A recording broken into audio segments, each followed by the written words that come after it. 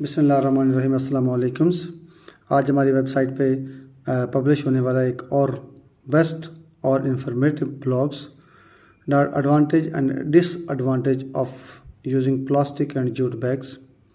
अब इस ब्लॉग के अंदर हम बड़ी डिटेल के साथ आपके साथ शेयर करेंगे कि प्लास्टिक बैग्स और जूट बैग्स के एडवांटेज क्या हैं और डिसएडवांटेज क्या हैं, क्योंकि आपको पता है कि ये मोस्टली बहुत ज़्यादा यूज़ होते हैं हम और एक ही पर्पज़ के लिए यूज़ होते हैं।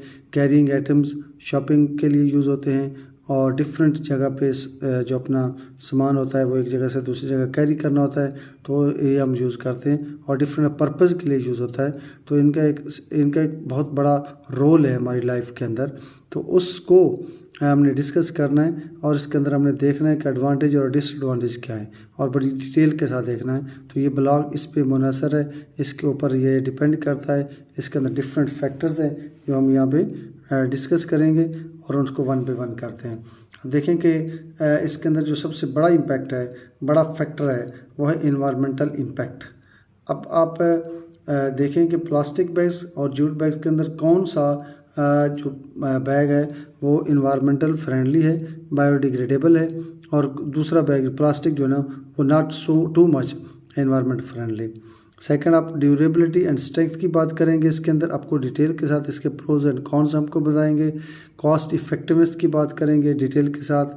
स्टाइल के बारे में, एस्थेटिक के बारे में हम इसको आपको बताएंगे। रीयूजेबिलिटी के बारे में बताएंगे कि आप किसको दोबारा रीयूज़ किसको कर सकते हैं और इसको दोबारा रीयूज़ नहीं कर सकते हैं। मैन्युफैक्चरिंग प्रोसेस की बात करेंगे, इसके बारे में हमको आपको डिटेल के साथ इसके ब्लॉग्स के अंदर आपको चीज़ें डिटेल से मिलेगी। डिकम्पोजिशन के बारे में आपको डिटेल के साथ मिलेगा कि डिकम्पोजिशन के बारे में कि कितनी देर के अंदर एक चीज़ जो है जूट बैग जो है ना वो डिकम्पोज हो जाता है और प्लास्टिक बैग जो है ना वो डिकम्पोज नहीं होता।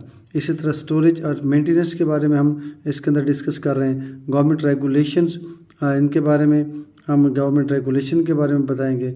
और लास्ट में आप इन तमाम फैक्टर्स को देखते हुए कंज्यूमर का बिहेवियर है कि वो सारे फैक्टर्स को चेक करें और इसके बाद डिसाइड करें कि which is better for them. तो ये कंज्यूमर बिहेवियर्स 10 नंबर है। तो इस तरह ये 10 फैक्टर्स को हमने डिटेल के साथ डिस्कस किया इस ब्लॉग्स के अंदर, और होपफुली कि आप हमारे डिस्क्रिप्शन के अंदर दिए हुए लिंक के ऊपर जाएंगे और वहाँ से आप मूव करेंगे हमारी वेबसाइट के ऊपर और डिटेल के साथ इसको रीड करेंगे। और जूट बैग्स और जूट प्रोडक्ट्स के हवाले से और भी काफ़ी सारे डिफरेंट किस्म के आर्टिकल्स ऑलरेडी अवेलेबल हैं हमारी वेबसाइट पे, उसको भी आप ज़रूर रीड करेंगे और इंशाल्लाह हमारी हौसला अफजाई करेंगे और हमारे चैनल को सब्सक्राइब करेंगे और अपने कमेंट्स से नवाजेंगे, लाइक और शेयर करेंगे। और मिलते हैं नए एक ब्लॉग्स के साथ इंशाल्लाह।